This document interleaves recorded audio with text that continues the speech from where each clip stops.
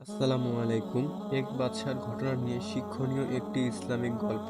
এক বাদশার একটি বাগান ছিল। বাগানটি ছিল অনেক বড় এবং বিভিন্ন স্তর বিশিষ্ট। বাদশাহ একজন লোককে ডাকলেন, তার হাতে একটি ঝুড়ি দিয়ে বললেন, আমার এই বাগানে যাও এবং ঝুড়ি বোঝাই করে নানান রকম ফল নিয়ে আসো। তুমি যদি ঝুড়ি ভরে ফল আনতে পারো, আমি তোমাকে পুরস্কৃত করব। কিন্তু শর্ত হলো, বাগানের যে অংশ তুমি পার হবে সেখান থেকে তুমি আর যেতে পারবে না। লোকটি মনে করলো এটা কোনো কঠিন কাজ নয়। সে এক দরজা দিয়ে বাগানে প্রবেশ করলো। দেখলো গাছে গাছে ফল পেকে আছে, নানা জাতের সুন্দর সুন্দর ফল। কিন্তু এগুলো তার পছন্দ হলো না। সে বাগানের সামনের অংশে গেল। এখানকার ফলগুলো তার কিছুটা পছন্দ হলো, কিন্তু সে ভাবলো, আচ্ছা থাক, সামনের অংশে গিয়ে দেখি, সেখানে হয়তো আরো উন্নত ফল পাবো। সেখান থেকেই ফল নিয়ে ঝুড়িতে ভরবো। সে সামনে এসে পরের অংশে এসে অনেক উন্নত মানের ফল পেল। এখানে এসে তার মনে হলো এখান থেকে কিছু ফল ছিঁড়ে নেই, কিন্তু পরেক্ষণে ভাবতে লাগলো যে সবচেয়ে ভালো ফলই ঝুড়িতে নিব। তাই সে সামনে এগিয়ে বাগানের সর্বশেষ অংশে প্রবেশ করলো।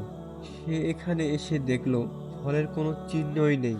অতএব সে আফসোস করতে লাগলো আর বলতে লাগলো, হায়, আমি যদি বাগানে ঢুকেই ফল সংগ্রহ করতাম, তাহলে আমার ঝুড়ি এখন খালি থাকতো না। আমি এখন বাদশাকে কি মুখ দেখাবো? ঝুড়ি সহ বাগানে প্রবেশকারী লোকটির সাথে আমলনামা সহ দুনিয়ার বাগানে প্রবেশকারী তোমাকে তুলনা করা যায়। তোমাকে নেক কাজের ফল ছিঁড়তে বলা হয়েছে, কিন্তু তুমি প্রতিদিনই ভাবো, আমি আগামীকাল থেকে ফল ছেঁড়া আরম্ভ করব। আগামী দিন আগামী দিন করতে করতে তোমার জীবনে আর আগামী দিন আসবে না। এভাবেই তুমি শূন্য হাতে আল্লাহর সামনে হাজির হবে। এজন্যই মুফতি তাকি উসমানী রহমাহুল্লাহ বলেন, জীবনের সময়গুলো অতিবাহিত হচ্ছে, জীবন কেটে যাচ্ছে, জানা নেই বয়স বাকি কত। সুতরাং নেক কাজের বাসনা জাগ্রত হওয়ার সাথে সাথে তা করে ফেলো। কে জানে কিছুক্ষণ পরেই মনে হয় এই আগ্রহ থাকবে কিনা। এটাও জানা নেই একটু পর বেঁচে থাকবো কিনা। যদি বেঁচে থাকি, হয়তো দুনিয়ার কোনো বাস্তবতা সামনে এসে পড়বে। অতএব নেক কাজ যখনই করতে মন চায় তখনই করে নাও, জীবন থেকে ফায়দা লুটে নাও।